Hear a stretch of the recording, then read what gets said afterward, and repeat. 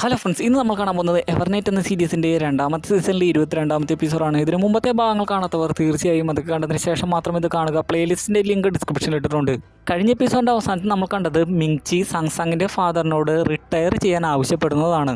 Liu രാജ്ഞിയുടെ സഹോദരനായിട്ടുള്ള ഇപ്പോഴത്തെ രാജാവിന് അത് തന്നെയാണ് ആഗ്രഹമെന്നും, പക്ഷേ അവന് ഡയറക്റ്റായിട്ട് ഒഫീഷ്യൽസിനെ പിരിച്ചുവിടുന്നത് ഇഷ്ടമല്ല. അതുകൊണ്ട് അവനോട് ഡയറക്റ്റായിട്ട് റിസൈൻ ലെറ്റർ എഴുതി കൊടുക്കാനാണ് മിങ്ചി പറയുന്നത്. ആ മണ്ടത്തരം ഒരിക്കലും താൻ കാണിക്കില്ല എന്ന് സാങ്സങ്ങിൻ്റെ ഫാദർ പറഞ്ഞു. എന്നാൽ പിന്നീട് മിങ്ചി ഭീഷണിപ്പെടുത്തുന്ന സ്വരത്തിൽ സംസാരിച്ചു. അങ്ങനെ ചെയ്തില്ലെങ്കിൽ അവന് ഈ സിറ്റിയിൽ സമാധാനത്തോടെ ജീവിക്കാൻ സാധിക്കില്ലെന്നും, റിസൈൻ ചെയ്യുമ്പോൾ കാരണമായിട്ട് പറയേണ്ടത് കഴിഞ്ഞ രാജാവിൻ്റെ വിയോഗം മൂലമാണ് റിസൈൻ ചെയ്തതെന്നുമാണെന്നൊക്കെയാണ്. എല്ലാം നിർബന്ധപൂർവ്വം സാങ്സാങ്ങിൻ്റെ ഫാദറിനെ കൊണ്ട് ചെയ്യിപ്പിക്കുകയാണ്. എന്തൊക്കെ വന്നാലും അവൻ സ്വയം റിസൈൻ ചെയ്തില്ലെങ്കിൽ രാജാവ് തന്നെ ഡയറക്റ്റായിട്ട് അവനെ പിരിച്ചുവിടും. ആ ചീത്തപ്പേര് കിട്ടാതിരിക്കാനാണ് സ്വയം റിസൈൻ ചെയ്യാൻ പറഞ്ഞത്. അങ്ങനെ റിസൈൻ ചെയ്തു പോയാൽ തൻ്റെ ജീവന് എന്ത് ഗ്യാരണ്ടി ആയിരിക്കും പിന്നീട് ഉണ്ടാവുക എന്ന് സാങ്സാങ്ങിൻ്റെ ഫാദർ ചോദിച്ചുവെങ്കിലും അതിനൊന്നും മിങ്ചി വ്യക്തമായിട്ട് ഉത്തരം പറഞ്ഞു കൊടുത്തില്ല. അവനെപ്പോലെ മറ്റൊരു ഒഫീഷ്യലും റിസൈൻ ചെയ്തിട്ടുണ്ട്, അവന് കുഴപ്പമൊന്നുമില്ല, അവനെപ്പോലെയുള്ളവരാണ് ബുദ്ധിപൂർവ്വം പ്രവർത്തിക്കുന്നത്, അങ്ങനെയൊക്കെ പറഞ്ഞ് മിങ്ചി അവിടെ നിന്ന് പോകുന്നു. സാങ്സാങ്ങിൻ്റെ ഫാദറിന് ശരിക്കും ദേഷ്യമാകുമെങ്കിലും ഒന്നും പറയാനായില്ല. രാജാവിന് എതിരെ നിൽക്കുന്ന ഓരോരുത്തരെയായിട്ട് പിരിച്ചു വിട്ടുകൊണ്ടിരിക്കുകയാണ്. താങ് സാമ്രാജ്യത്തിനോട് സ്നേഹമുള്ള ഒഫീഷ്യൽസ് ആയിരുന്നു അതെല്ലാം. അതിനുശേഷം മിങ്ചി പുറത്തിറങ്ങി കഴിയുമ്പോൾ ലിയു രാജ്ഞിയുടെ സഹോദരൻ പറയുകയാണ്, അവർക്ക് നല്ല പ്രായമുള്ളത് കൊണ്ടും എൻ്റെ സഹോദരി പറഞ്ഞതുകൊണ്ടുമാണ് അവരെ ഞാൻ വെറുതെ വിടുന്നത്. മിങ്ചി അപ്പോൾ ചോദിക്കുന്നുണ്ട്, ഇതിനെ ലിയു രാജ്ഞിയോട് എന്ത് സമാധാനം പറയുമെന്ന്. എന്തൊക്കെ തന്നെയാണെങ്കിലും അവളുടെ ചോദ്യത്തെ നേരിടേണ്ടി വരുമല്ലോ. അതിന് ലിയു രാജ്ഞിയുടെ സഹോദരൻ പറയുന്ന ഉത്തരം ഇങ്ങനെയാണ്, അവർ ഈ ജോലിക്കൊന്നും അർഹരല്ല. അതുകൂടാതെ ഞാനിവിടുത്തെ രാജാവാണ്. എൻ്റെ ഉത്തരവ് ആരാണ് അനുസരിക്കാതിരിക്കുക? ഞാൻ എടുക്കുന്ന തീരുമാനം ഹെവൻ്റെ തീരുമാനം പോലെയാണ്. സ്ത്രീകൾക്ക് എപ്പോഴും ഒരു ദയ ഉള്ളിലുണ്ടാകും. ഞാനും അതേപോലെ ചിന്തിക്കുകയാണെങ്കിൽ രാജ്യത്ത് അരക്ഷിതാവസ്ഥ ഉടലെടുക്കും. എപ്പോൾ നോക്കിയാലും പ്രശ്നങ്ങൾ മാത്രമായിരിക്കും. അതിനുശേഷം നക്ഷത്രങ്ങളെ അടിസ്ഥാനമാക്കി ഭാവി പ്രവചിക്കുന്ന വ്യക്തിയുടെ അടുത്തേക്കാണ് ലിയു രാജ്ഞിയുടെ സഹോദരൻ മിങ്ചിയും കൂട്ടി വരുന്നത്. എന്നാൽ അവിടെ കാണുന്നത് ആ വ്യക്തി ആത്മഹത്യ ചെയ്ത് കിടക്കുന്നതാണ്. അടുത്തുണ്ടായിരുന്ന സേവകൻ കരഞ്ഞുകൊണ്ട് എല്ലാ സത്യങ്ങളും പറയുന്നുണ്ട്. അതെല്ലാം കേട്ട് കഴിയുമ്പോൾ ലിയു രാജ്ഞിയുടെ സഹോദരൻ പറയുകയാണ്, ഇവൻ ഒരുപക്ഷെ ഷിയാത്തിയ രാജ്ഞിയോട് കൂറുള്ളവനായിരിക്കണം. അതുകൊണ്ടായിരിക്കണം അവർക്കെതിരെ പ്രവചനം നടത്താതിരിക്കാൻ വേണ്ടി സ്വയം ആത്മഹത്യ ചെയ്തത്. അപ്പോൾ മിങ്ചി പറയുകയാണ്, അതിനൊരു സാധ്യതയുണ്ട്. അതുകൊണ്ടാണല്ലോ വർഷങ്ങൾക്ക് മുമ്പ് ലിയു രാജ്ഞിക്ക് ഗോൾഡൻ ഹോർഡയിലേക്ക് പോകേണ്ടി വന്നത്. അപ്പോൾ ദേഷ്യത്തോടെ ലിയു രാജ്ഞിയുടെ സഹോദരൻ മരിച്ചു കിടക്കുന്ന ആ വ്യക്തിയെ ചവിട്ടുന്നു. മരിച്ചു കിടക്കുന്ന ആ വ്യക്തി തിരിഞ്ഞു വീഴുന്ന സമയത്താണ് ആ വ്യക്തിയുടെ കയ്യിൽ ഒരു കുറിപ്പ് കാണുന്നത്. മിങ്ചി അതെടുത്ത് വായിച്ചു നോക്കുന്നു. ശേഷം ലിയു രാജ്ഞിയുടെ സഹോദരനും അത് കൊടുക്കുന്നു. കറുത്ത ചന്ദ്രൻ നക്ഷത്രങ്ങളെ മൂടുമ്പോൾ താങ് സാമ്രാജ്യം നശിക്കും എന്നാണ് അതിൽ എഴുതിയിരിക്കുന്നത്. ഇത് ആര് ഉദ്ദേശിച്ചാണെന്ന് ലിയു രാജ്ഞിയുടെ സഹോദരൻ ചോദിക്കുമ്പോൾ മിങ്ചി പറയുകയാണ്, തീർച്ചയായും ഷിയാത്തിയ രാജ്ഞിയെ ഉദ്ദേശിച്ചായിരിക്കില്ല. അങ്ങനെയെങ്കിൽ ഇയാൾ മരിക്കില്ലായിരുന്നല്ലോ. നമ്മൾ ആവശ്യപ്പെട്ടതിന് എതിരെയുള്ള പ്രവചനമാണിത്. ശിക്ഷ ഭയന്നായിരിക്കണം ഇവൻ ആത്മഹത്യ ചെയ്തത്. അതും കൂടി കേട്ട് കഴിയുമ്പോൾ ദേഷ്യത്തോടെ ആ വ്യക്തിയെ വീണ്ടും ചവിട്ടിയിട്ട് ലിയു രാജ്ഞിയുടെ സഹോദരൻ പറയുകയാണ്, നിന്റെ ഫാമിലിയെ മുഴുവനും ഞാൻ കൊല്ലും. എൻ്റെ ഫാമിലിക്കെതിരെ നീ അപവാദം പരത്തുകയാണോ? അപ്പോഴേക്കും ലിയു രാജ്ഞിയും അങ്ങോട്ട് വരുന്നു. അത് വിളിച്ചു പറയുന്ന ശബ്ദം കേൾക്കുമ്പോൾ തന്നെ മിങ്ചിയോട് ലിയു രാജ്ഞിയുടെ സഹോദരൻ പറയുകയാണ്, നീ പുറകുവശം കൂടി പോയിക്കോളൂ. നീ എൻ്റെ കൂടെ നിൽക്കുന്നത് എൻ്റെ സഹോദരി കാണണ്ട. ലിയു രാജ്ഞി അവിടെ എത്തി ആ കാഴ്ചകൾ കണ്ടു കഴിയുമ്പോൾ ലിയു രാജ്ഞിയുടെ സഹോദരനോട് അവൾക്ക് ശരിക്കും ദേഷ്യമാകുന്നു. എന്താണ് അവിടെ സംഭവിച്ചതെന്ന് ദേഷ്യത്തോടെ സഹോദരനോട് അവൾ ചോദിക്കുന്നു. എന്നാൽ ഒരുപാട് ദേഷ്യത്തിലായിരുന്ന ലിയു രാജ്ഞിയുടെ സഹോദരൻ അതിന് ഉത്തരം പറയുന്നില്ല. അപ്പോഴാണ് ലിയു രാജ്ഞി നിലത്ത് കിടക്കുന്ന ആ കുറിപ്പ് കാണുന്നത്. അത് വായിച്ചതിന് ശേഷം ദേഷ്യത്തോടെ അവൾ അവിടെ നിന്ന് ഇറങ്ങിപ്പോവുകയാണ്. ശേഷം മറ്റൊരു സ്ഥലത്തേക്ക് സഹോദരനെയും കൂട്ടിക്കൊണ്ടുവന്നിട്ട് ലിയു രാജ്ഞി ദേഷ്യത്തോടെ പറയുകയാണ്, ഇവിടെ എന്തൊക്കെയാണ് നടക്കുന്നത്? എന്തിനാണ് അവർ രണ്ടുപേരെ കൊണ്ട് നീ റിസൈൻ ചെയ്യിപ്പിച്ചത്? അവരെ ആശ്വസിപ്പിക്കാനല്ലേ ഞാൻ നിന്നെ പറഞ്ഞു വിട്ടത്? ഇവിടുത്തെ അവസ്ഥ നീ കൂടുതൽ വഷളാക്കുകയാണോ? എന്തുകൊണ്ടാണ് ഞാൻ പറയുന്നതൊന്നും നീ കേൾക്കാത്തത്? നമ്മൾ വിശ്വസിക്കുന്ന നമ്മുടെ പട്ടാളക്കാരൊന്നും എപ്പോഴും നമ്മുടെ കൂടെ ഉണ്ടാകില്ല. അവരെ അത്രയ്ക്കൊന്നും വിശ്വസിക്കാനാകില്ല. ലിയു രാജ്ഞിയുടെ സംസാരമൊക്കെ കേട്ട് ദേഷ്യത്തോടെ ഇരിക്കുകയായിരുന്ന ലിയു രാജ്ഞിയുടെ സഹോദരൻ അപ്പോൾ ദേഷ്യത്തോടെ ചോദിക്കുകയാണ്, എന്തുകൊണ്ട്? ഞാനിവിടുത്തെ രാജാവാണ്. ആരാണ് എൻ്റെ ആജ്ഞ നിരസിക്കുക? ചിരിച്ചുകൊണ്ട് ലിയു രാജ്ഞി പറയുകയാണ്, ശരിയാണ്, നിന്റെ ആജ്ഞ അനുസരിക്കും. പക്ഷേ നമ്മളോട് വിശ്വസ്തരായിരിക്കില്ല. നിന്റെ ഫാദറിൻ്റെ വിശ്വസ്തനായിരുന്നു സാങ്സങ്ങിൻ്റെ ഫാദർ. പക്ഷേ ഇപ്പോൾ അത് അങ്ങനെയല്ല. ഇനി നമുക്ക് ആശ്രയമായിട്ട് ഒരാൾ മാത്രമേ ഉള്ളൂ, ഷിയോഷു. ഷിയോഷു ആരാണെന്ന് മനസ്സിലാവാത്തവർക്ക് ഫസ്റ്റ് സീസണിലെ 2-3 എപ്പിസോഡുകൾ കാണുമ്പോൾ തന്നെ മനസ്സിലാകും. അതിന് താല്പര്യമില്ലെങ്കിലും കുഴപ്പമില്ല, ഇനിയും ആ ക്യാരക്ടർ വരുമ്പോൾ നിങ്ങൾക്ക് മനസ്സിലാകും. ഇനിയും ആ ക്യാരക്ടർ പല സ്ഥലങ്ങളിൽ വരുന്നതാണ്. എന്നാൽ ആ വ്യക്തിയോടും ചങ്ങാത്തം കൂടാൻ ലിയുരാജ്ഞിയുടെ സഹോദരന് താല്പര്യമില്ലായിരുന്നു. അപ്പോൾ ലിയുരാജ്ഞി ഒരു കാര്യം പറയുന്നുണ്ട്, ഒരു പവർഫുൾ ആയിട്ടുള്ള ആർമിയെക്കുറിച്ച്. ആ ആർമിയുടെ തലവനായിട്ടുള്ള ഒരു വ്യക്തിയുടെ പേര് പറഞ്ഞ ആ വ്യക്തിയെക്കുറിച്ചാണ് പറയുന്നത്. ആ വ്യക്തി അങ്ങനെ ആകാൻ കാരണം ഷിയോഷു ആണ്. അതുകൊണ്ട് ഷിയോഷുവിനെ കയ്യിലെടുക്കുകയാണെങ്കിൽ ആ ഒരു സൈന്യത്തെ തന്നെ നമുക്ക് കയ്യിലെടുക്കാം. ഷിയോഷുവും വളരെ പവർഫുള്ളാണ്. അതുകൊണ്ട് ഉടനെ തന്നെ അവർ രണ്ടുപേരെയും കാണാൻ ലിയുരാജ്ഞി തീരുമാനമെടുക്കുന്നു. എന്നാൽ രാജ്ഞി വിളിപ്പിച്ചിട്ടും ഷിയോഷു അവിടെ എത്തിയില്ല. മറ്റേ പട്ടാളക്കാരുടെ ആ തലവൻ മാത്രം എത്തിയിട്ടുള്ളൂ.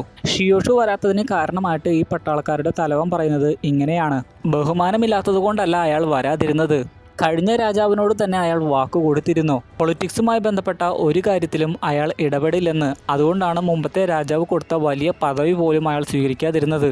അതാണ് ഷിയോഷുവിൻ്റെ നിലപാട്. ലിയുരാജ്ഞി അപ്പോൾ അത് തന്നെയാണോ എന്ന് ചോദിക്കുന്നുണ്ട്. അപ്പോൾ അല്പം പരിങ്ങിക്കൊണ്ട് ആ വ്യക്തി പറയുകയാണ്, ഷിയോഷു എന്താണ് ചിന്തിക്കുന്നതെന്ന് എനിക്കറിയില്ല, ഇത് തന്നെ ആയിരിക്കണം കാരണം. ലിയുരാജ്ഞി പറയുകയാണ്, അങ്ങനെ വരാൻ സാധ്യതയില്ലല്ലോ, നിങ്ങൾ സഹോദരങ്ങളല്ലേ, നിനക്ക് അവനെ നന്നായിട്ട് അറിയാമല്ലോ. ആ വ്യക്തി പറയുകയാണ്, ശരിയാണ്, ഞങ്ങൾ സഹോദരങ്ങളാണ്, എനിക്ക് അവനെ നന്നായിട്ട് അറിയാം. പക്ഷെ വിവാഹം കഴിച്ചതിന് ശേഷം അവൻ ആകെ മാറിപ്പോയി, കുടുംബകാര്യങ്ങളിലാണ് കൂടുതൽ ശ്രദ്ധ. അതുകൂടി കേട്ടുകഴിഞ്ഞപ്പോൾ ലിയുരാജ്ഞി ദേഷ്യത്തോടെ അവനോട് അവിടെ നിന്ന് പോകാൻ പറയുന്നു. ലിയുരാജ്ഞി ഉദ്ദേശിച്ച പോലെ കാര്യങ്ങൾ നടന്നില്ല. രാത്രിയിൽ ലിയുരാജ്ഞിയുടെ പ്രിയപ്പെട്ട പട്ടാളക്കാരൻ ലിയുരാജ്ഞിയോട് ചോദിക്കുകയാണ്, ഷിയോഷുവിനെ എങ്ങനെയാണ് ഇനി നിന്റെ പരിധിയിൽ കൊണ്ടുവരിക? അതൊന്നും അത്രയ്ക്ക് എളുപ്പമുള്ള കാര്യമല്ല. ഒരു പട്ടാളത്തിനും ഇതുവരെയും അവനെയും അവൻ്റെ ഗ്യാങ്ങിനെയും അവരുടെ പരിധിയിൽ കൊണ്ടുവരാൻ സാധിച്ചിട്ടില്ല. നിന്റെ ഫാദറിന് മാത്രമാണ് ഷിയോഷുവിനെ അവൻ്റെ പരിധിയിൽ കൊണ്ടുവരാൻ സാധിച്ചത്. താനും അതിന് ഒരു വഴിയും ഇതുവരെയും കണ്ടിട്ടില്ല എന്നാണ് ലിയുരാജ്ഞിയും പറയുന്നത്.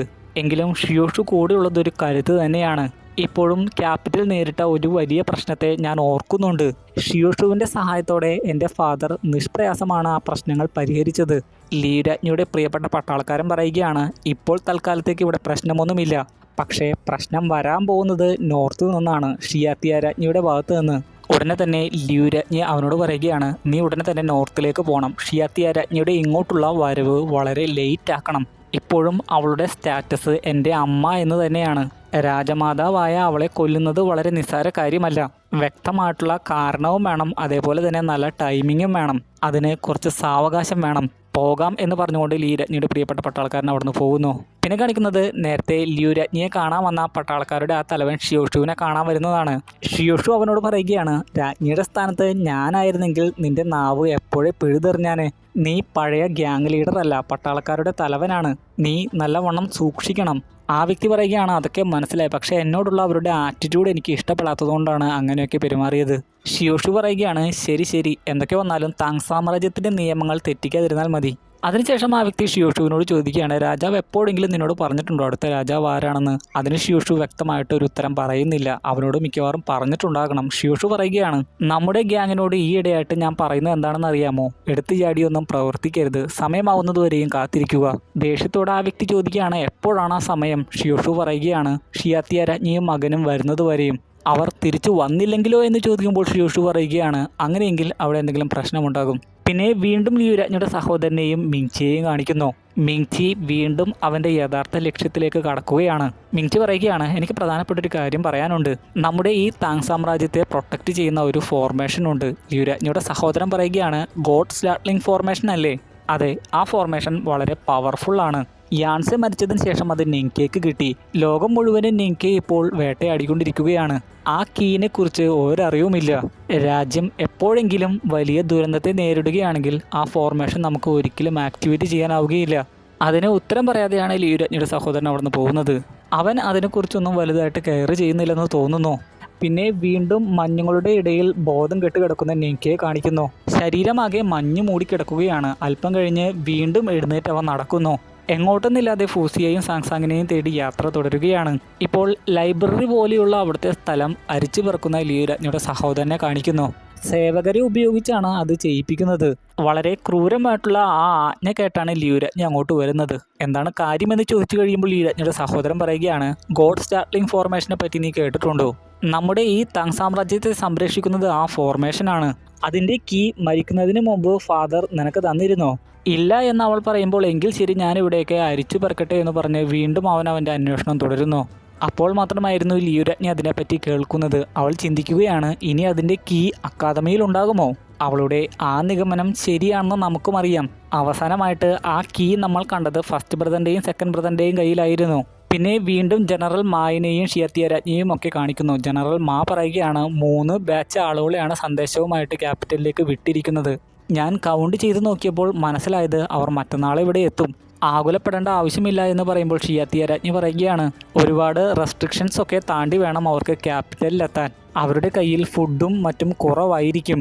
ഞങ്ങളുടെ ഫുഡ് കൂടി അവർക്ക് കൊടുക്കാൻ ഞങ്ങൾ തയ്യാറാണെന്ന് ഷിയത്തിയ രാജ്ഞിയും മകനും പറയുന്നു. ഉടനെ തന്നെ താണു വണങ്ങിക്കൊണ്ട് ജനറൽ മാ പറയുകയാണ് ഒരിക്കലും അങ്ങനെ ചെയ്യരുത്. രാജകുമാരൻ ജീവനോടെ ഇരിക്കണം, അതാണ് ഞങ്ങൾക്ക് പ്രധാനപ്പെട്ടത്. അതിനുവേണ്ടി ഞങ്ങൾ എന്തും തന്നെ ചെയ്യും. ഷിയത്തിയ രാജ്ഞി പറയുകയാണ് മുമ്പത്തെ രാജാവ് പട്ടാളക്കാരെ എല്ലാം മക്കളെ പോലെയാണ് കരുതിയിരുന്നത്. അവൻ ജീവനോടെ ഉണ്ടായിരുന്നെങ്കിൽ ഇത് തന്നെയായിരിക്കും ചെയ്യുക. പക്ഷേ അതിലും കൂടുതലായിട്ട് ഞാൻ ആകുലപ്പെടുന്നത് നമ്മൾ വിട്ട ആളുകൾ വെയ്സിറ്റിയിലേക്ക് തിരികെ വരുമോ എന്നതിനെ കുറിച്ചോർത്താണ്. പിന്നെ തൻ്റെ പട നയിച്ച് പോയിക്കൊണ്ടിരിക്കുന്ന ലോങ്കിൻ രാജകുമാരനെ കാണിക്കുന്നു.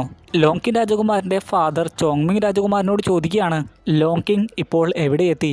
അവനിപ്പോൾ 3 സിറ്റികൾ കീഴടക്കിയിരിക്കുന്നു. അടുത്ത സിറ്റിയിലേക്ക് പോയിക്കൊണ്ടിരിക്കുകയാണ്. ചോങ്മിങ് രാജകുമാരൻ്റെ ഫാദറായിട്ടുള്ള രാജാവ് അപ്പോൾ പറയുകയാണ് ഉടനെ തന്നെ ലിയു രാജ്ഞിക്ക് സന്ദേശം അയക്കൂ, നമുക്ക് സപ്പോർട്ട് വേണമെന്ന് പറഞ്ഞ്. അവരുടെ സ്ട്രോങ് ആയിട്ടുള്ള ആ ആർമിയെ തന്നെ അയക്കാൻ പറയും. താങ് സാമ്രാജ്യത്തെ വീക്കാക്കാനുള്ള കാര്യങ്ങളാണ് ചെയ്തുകൊണ്ടിരിക്കുന്നത്. എന്നാൽ ചോങ്മിങ് രാജകുമാരൻ പറയുകയാണ് ലിയു രാജ്ഞി അങ്ങനെ അവരുടെ സ്ട്രോങ് ആയിട്ടുള്ള ആർമിയെ തരുമെന്ന് എനിക്ക് തോന്നുന്നില്ല. അപ്പോൾ അവൻ്റെ ഫാദർ ചോങ്മിങ് രാജകുമാരൻ്റെ അടുത്ത് വന്ന് രഹസ്യമായിട്ട് പറയുകയാണ് അത് അവൾ നിന്നെ എത്രമാത്രം സ്നേഹിക്കുന്നു എന്നതിനെ ആശ്രയിച്ചിരിക്കുന്നു.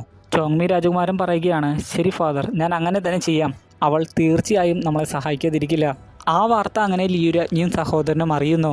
ലോങ്കിൻ രാജകുമാരനെ തടയുന്നതിന് വേണ്ടി യാൻ സ്റ്റേറ്റിനെ സഹായിക്കാൻ പട്ടാളത്തെ അയക്കണമെന്നാണല്ലോ സന്ദേശത്തിൽ പറയുന്നത്. ദേഷ്യത്തോടെ ലിയു രാജ്ഞിയുടെ സഹോദരൻ അതിന് തയ്യാറാകുന്നില്ല. യാൻ സ്റ്റേറ്റിൽ തന്നെ നല്ല പട്ടാളമുണ്ടല്ലോ എന്നാണ് അവൻ പറയുന്നത്. എന്നാൽ ലിയു രാജ്ഞി പറയുന്നത് അവൻ യാൻ സ്റ്റേറ്റിൻ്റെ അധികാരം പിടിച്ചെടുക്കുന്നതിന് വേണ്ടിയാണ് ഇങ്ങനെയൊക്കെ ചെയ്യുന്നത്. യാൻ സ്റ്റേറ്റിൽ തന്നെ അവനെ സപ്പോർട്ട് ചെയ്യുന്ന ഒരുപാട് ആളുകളുണ്ട്. ചോങ്മിങ് രാജകുമാരൻ നമ്മളുമായിട്ട് സഖ്യം ചേർന്നതാണ്, അതുകൊണ്ട് നമ്മൾ അവരെ സഹായിച്ചേ മതിയാകൂ എന്ന് ലിയു രാജ്ഞി പറയുമ്പോൾ ലിയു രാജ്ഞിയുടെ സഹോദരനും അതിനോട് യോജിക്കുന്നു. പക്ഷേ അതിനുവേണ്ടി അവർ അയക്കാൻ പോകുന്നത് ഷിയത്തിയ രാജ്ഞിയോട് കൂറുള്ള പട്ടാളത്തലവനെയും അവൻ്റെ പട്ടാളത്തെയുമാണ്. അങ്ങനെ ആ സൈന്യം നഷ്ടമായാലും അവർക്ക് പ്രശ്നമില്ലല്ലോ. 4000 പട്ടാളമാണ് ആ പട്ടാളത്തലവൻ്റെ കീഴിലുള്ളത്. ലിയു രാജ്ഞിയുടെ സഹോദരനും ഒരുപാട് സന്തോഷമാകുന്നു. ഉടനെ തന്നെ അവൻ ആ ഉത്തരവ് പുറപ്പെടുവിക്കുകയും ചെയ്യുന്നു. ലിയു രാജ്ഞി എന്തോ പറയാൻ വന്നതായിരുന്നു, അതിന് പോലും അവൻ സമ്മതിച്ചില്ല. അവന് എതിരെ നിൽക്കുന്ന എല്ലാവരെയും അവൻ നശിപ്പിക്കും. അതാണ് ലിയു രാജ്ഞിയുടെ സഹോദരൻ്റെ സ്വഭാവം. ഈ വിവരം മിങ്ചിയും അറിഞ്ഞു കഴിയുമ്പോൾ മിങ്ചിയോട് അവൻ പറയുകയാണ് നല്ല കാര്യമല്ലേ ഞാൻ ചെയ്തത്. മിങ്ചി എന്നാൽ പറയുകയാണ് പക്ഷേ ആ പട്ടാളത്തലവനേക്കാളും ഡേഞ്ചറസ് ആയിട്ടുണ്ടായിരുന്നത് സ്റ്റേറ്റ് ഡിഫൻഡർ ആയിട്ടുള്ള മറ്റേ പട്ടാളക്കാരനാണ്. ഏത് പട്ടാളക്കാരനെ കുറിച്ചാണ് പറയുന്നതെന്ന് നിങ്ങൾക്ക് ചെറിയ സംശയമുണ്ടായിരിക്കും. കൂടുതലായിട്ട് പറയുകയാണെങ്കിൽ വീഡിയോയുടെ ലെങ്ത് കൂടും, അതുകൊണ്ട് മനസ്സിലാക്കുക. മറ്റൊരു പട്ടാളത്തലവനാണ് അവരുടെ വലിയ ശത്രു എന്ന് മിങ്ചി അവനോട് പറഞ്ഞു കൊടുക്കുന്നു.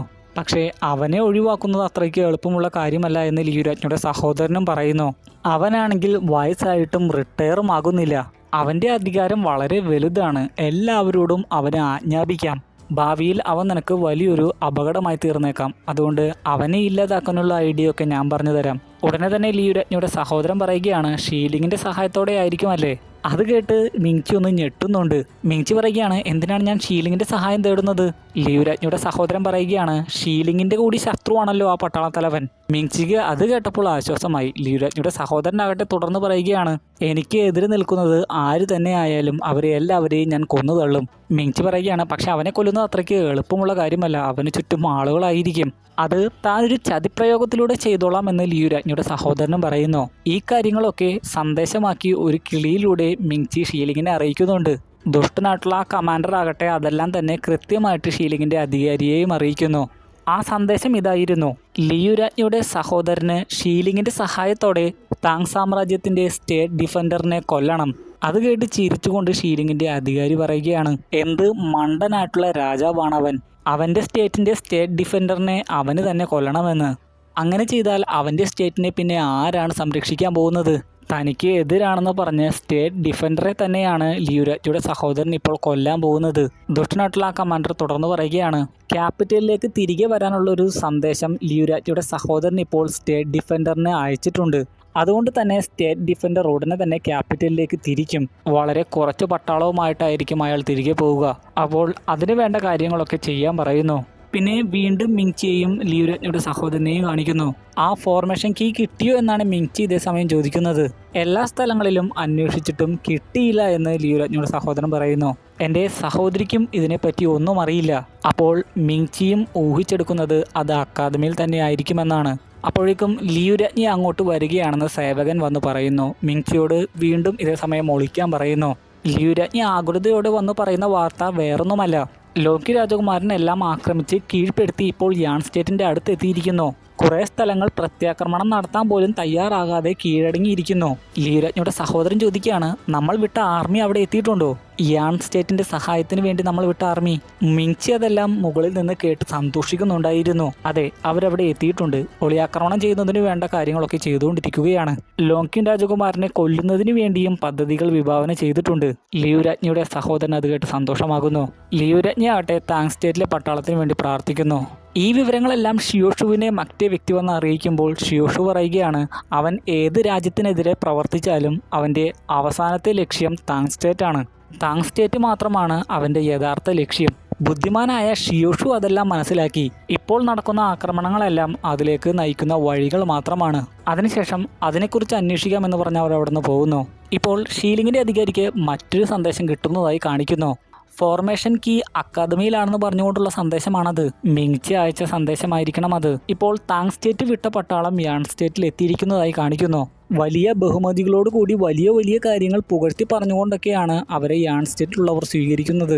ഇനി ലോക്കി രാജകുമാരനെതിരെയുള്ള ആ യുദ്ധത്തിൽ അവർ ജയിക്കുമെന്നൊക്കെ പറയുന്നു. കുറേ സ്ഥലങ്ങളിൽ ലോക്കി രാജകുമാരൻ കീഴടക്കിയിരിക്കുന്നു. ഉടനെ തന്നെ അവിടെ എത്തുമെന്നാണ് പറയുന്നത്. അതുകൊണ്ട് തന്നെ താങ് സ്റ്റേറ്റിന്റെ പട്ടാളവും ഉടനെ തന്നെ അറ്റാക്കിന് റെഡിയാവുന്നതിന് വേണ്ടി അകത്തേക്ക് കയറുന്നു. എന്നാൽ അവർ അകത്തേക്ക് കയറി കഴിയുമ്പോൾ യാൺ സ്റ്റേറ്റിലെ പട്ടാളക്കാരുടെ മുഖത്ത് ഒരു ക്രൂരതയും ദുഷ്ടഭാവവുമുണ്ട്. പിന്നെ കാണിക്കുന്നത് ചോങ്മി രാജകുമാരൻ അവൻ്റെ ഫാദറിൻ്റെ അടുത്ത് വന്നിട്ട് ലോക്കിൻ രാജകുമാരനും അവൻ്റെ പട്ടാളവും ഒക്കെ എവിടെയാണെന്നൊക്കെ വന്ന് പറയുന്നതാണ്. അവർ അറ്റാക്ക് ചെയ്യാൻ റെഡി ആയിട്ട് ഒരു സ്ഥലത്ത് വന്ന് നിൽക്കുന്നുണ്ടെന്ന് ചോങ്മി രാജകുമാരൻ തൻ്റെ ഫാദറിനോട് പറയുന്നു. അപ്പോഴേക്കും യാൺ സ്റ്റേറ്റിലെ ഒരു അംഗരക്ഷകൻ അങ്ങോട്ട് വന്നിട്ട് താങ് സ്റ്റേറ്റിലെ പട്ടാളവും ഇവിടെ എത്തിയിട്ടുണ്ട്, സിഗ്നൽ കിട്ടാൻ അവർ കാത്തിരിക്കുകയാണ് എന്ന് പറയുന്നു. സിഗ്നൽ കിട്ടിയ ഉടനെ തന്നെ അവരും അറ്റാക്ക് ചെയ്തു തുടങ്ങും. സന്തോഷത്തോടെ ചോങ്മി രാജകുമാരൻ പറയുകയാണ്, എല്ലാം നമ്മൾ ഉദ്ദേശിച്ച പോലെ തന്നെ നടക്കുന്നുണ്ട്. ഉടനെ തന്നെ സിഗ്നൽ പുറപ്പെടുവിക്കൂ, അറ്റാക്ക് ഉടനെ തന്നെ ആരംഭിക്കണം. ചോങ്മി രാജകുമാരൻ്റെ ഫാദറിനും സന്തോഷമാകുന്നു. അയാൾ പറയുകയാണ്, ഇന്ന് യാൺ സ്റ്റേറ്റ് ഒരു ചരിത്രം സൃഷ്ടിക്കും. സഹോദരങ്ങൾ ഒന്നിക്കുകയാണെങ്കിൽ ഏത് കട്ടിയുള്ള മെറ്റലാണെങ്കിലും ഖേദിക്കാം. നീയും ഉടനെ തന്നെ അങ്ങോട്ട് പോകൂ. മറ്റൊരു സ്ഥലത്തെ ലോക്കിൻ രാജകുമാരനും അറ്റാക്കിന് റെഡിയായിട്ട് നിൽക്കുന്നതായി കാണിക്കുന്നു. യാൺ സ്റ്റേറ്റിന്റെ അടുത്ത് തന്നെയാണ് അവരും. ലോക്കിൻ രാജകുമാരൻ പറയുകയാണ്, ഇത് താങ് സ്റ്റേറ്റിനെതിരെയുള്ള യുദ്ധമാണ്. താങ് സ്റ്റേറ്റിലെ ആ അഹങ്കാരികളെ ഇന്ന് നമ്മൾ കൊന്നു തള്ളും. അവിടെ എത്തുന്ന താങ് സാമ്രാജ്യത്തിലുള്ളവരും ലോക്കിൻ രാജകുമാരൻ്റെ പട്ടാളത്തെ കാണുമെങ്കിലും ഇപ്പോഴും അവർക്ക് നല്ല കോൺഫിഡൻസ് ആണ് വിജയിക്കുമെന്നതിൽ. അകത്ത് ചോങ്മിങ് രാജകുമാരൻ പറയുകയാണ്, താങ് സ്റ്റേറ്റിലെ ഈ പട്ടാളത്തെ ആർക്കും കീഴടക്കാനാകില്ല എന്നല്ലേ പറയാറുള്ളത്. ഇന്ന് നമുക്ക് അത് കാണാം, അവരെ തോൽപ്പിക്കാനാകുമോ ഇല്ലയോ എന്ന്. ഉടനെ തന്നെ ആ യുദ്ധം ആരംഭിക്കാനുള്ള സിഗ്നൽ കിട്ടുകയും ആ യുദ്ധം ആരംഭിക്കുകയും ചെയ്യുന്നു. രണ്ട് വിഭാഗവും ശക്തമായിട്ടുള്ള രീതിയിൽ ഫൈറ്റ് ചെയ്യുന്നു. എന്നാൽ മുകളിൽ പല സ്ഥലങ്ങളിലായി നിലയുറപ്പിച്ചിരുന്ന ലോക്കിൻ രാജകുമാരൻ്റെ സൈന്യത്തിനായിരുന്നു അഡ്വാൻറ്റേജ് കൂടുതൽ. മുകളിൽ നിന്ന് കുറേ ആളുകളെ അവർ അമ്പെയ്ത് വീഴ്ത്തി. എങ്കിലും പ്രതീക്ഷ കൈവിടാതെ താങ് സ്റ്റേറ്റിൻ്റെ പട്ടാളവും ഒരുപാട് ആളുകളെ കൊന്നു വീഴ്ത്തിയിരുന്നു. നല്ല രീതിയിലുള്ള ഫൈറ്റിംഗ് സ്കില്ലും നല്ല രീതിയിലുള്ള ആർമറുകളും ഒക്കെയായിരുന്നു താങ് സ്റ്റേറ്റിൻ്റെ പട്ടാളത്തിൻ്റെ കയ്യിൽ ഉണ്ടായിരുന്നത്. അതുകൊണ്ട് തന്നെ എനിമിക്ക് അവരുടെ എതിരെ പിടിച്ചു നിൽക്കാനായില്ല. ആദ്യ സെക്ഷനിൽ എല്ലാവരെയും താങ് സ്റ്റേറ്റ് കീഴ്പ്പെടുത്തി. എങ്കിലും കുറേ ആളുകൾ താങ് സ്റ്റേറ്റിൻ്റെ പട്ടാളത്തിലും മരിച്ചു വീണു. സിമോ അത് കണ്ട് ലോക്കിൻ രാജകുമാരനോട് പറയുകയാണ്, അവരുടെ കയ്യിലുള്ള ആർമേഴ്സ് ഒക്കെ വളരെ പവർഫുള്ളാണ്, നല്ല പ്രൊട്ടക്ഷനാണ് അത് അവർക്ക് കൊടുക്കുന്നത്. വെറുതെയല്ല അവരെ ഹെവി ആർമർ ഗ്രൂപ്പ് എന്ന് വിളിക്കുന്നത്. ഇങ്ങനെ പോയാൽ പവർഫുൾ ആയിട്ടുള്ള കൾട്ടിവേറ്റേഴ്സിന് പോലും അവരെ പരാജയപ്പെടുത്താനാകില്ല. അപ്പോൾ സീമോയെ ആശ്വസിപ്പിച്ചുകൊണ്ട് ലോക്കി രാജകുമാരൻ പറയുകയാണ്, പേടിക്കണ്ട. അപ്പോഴാണ് കാണുന്നത് യാൺ സ്റ്റേറ്റിലുള്ള പട്ടാളവും ലോക്കി രാജകുമാരൻ്റെ പട്ടാളത്തിൻ്റെ കൂടെ ചേരുകയാണ്. അത് താങ് സ്റ്റേറ്റിലുള്ള ആ പട്ടാളത്തലവനും എല്ലാവർക്കും മനസ്സിലാകുന്നു. അപ്പോഴേക്കും അവരുടെ ഭാഗത്തു നിന്നുള്ള അടുത്ത ആക്രമണവും തുടങ്ങിയിരുന്നു. കുറേ ആളുകൾ പെട്ടെന്നാണ് താങ് സ്റ്റേറ്റിൻ്റെ ഭാഗത്ത് നിന്ന് മരിച്ചു വീണത്. അവസാനം കുറച്ച് ആളുകൾ മാത്രമായിട്ട് അത് അവശേഷിക്കുന്നു. താങ് സ്റ്റേറ്റിലെ ആ പട്ടാളത്തലവൻ അപ്പോൾ ഉച്ചത്തിൽ പറയുന്നുണ്ട്, വിശ്വസ്തത കാണിച്ചത് കൊണ്ടാണ് ഇന്ന് ഞങ്ങൾ മരിച്ചു വീഴാൻ പോകുന്നത്. താങ് സ്റ്റേറ്റ് ഇപ്പോൾ നശിഞ്ഞുകൊണ്ടിരിക്കുകയാണ്. ആരെയും വിശ്വസിക്കാൻ പറ്റാത്ത അവസ്ഥയാണ്. താങ് സ്റ്റേറ്റിലെ ജനങ്ങളെ മാത്രമേ ഇപ്പോൾ ഞങ്ങൾക്ക് വിശ്വസിക്കാനാവുകയുള്ളൂ. യുദ്ധം ചെയ്ത് മരിക്കുന്നതിൽ ഞങ്ങൾക്ക് അഭിമാനമേ ഉള്ളൂ, അടുത്ത ഘട്ടവും സ്റ്റാർട്ട് ചെയ്യാമെന്ന് പറഞ്ഞുകൊണ്ട് വീണ്ടും അവർ അറ്റാക്ക് തുടരുന്നു. ഇപ്രാവശ്യം താങ് സ്റ്റേറ്റിൻ്റെ വളരെ കുറച്ച് പട്ടാളക്കാർ മാത്രമേ ഉള്ളൂ. ആ ചെറിയ സൈന്യം വലിയ സൈന്യത്തെ നേരിടാൻ പോകുന്നതായി കാണിക്കുന്നതോടെ ഈ എപ്പിസോഡും ഇവിടെ അവസാനിക്കുകയാണ്.